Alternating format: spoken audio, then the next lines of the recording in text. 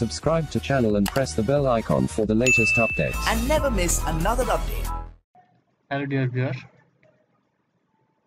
In this video I'll show you how to reopen when we will be start our computer the previous folder. So let's start.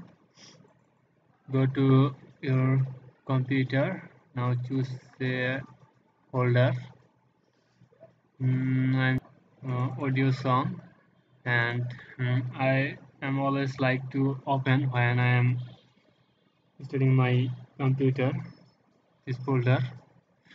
So it will be automatically open this folder when I will start my computer, and it will be need to set. Just click on the view, go to the option, change folder and search option,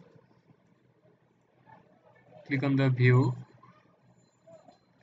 and just search restore previous folder windows at login and click OK. That's complete. When you close your PCs or shut down, and after later you will be start your computer, this folder will be automatically open.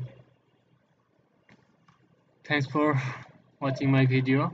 Thank you so much.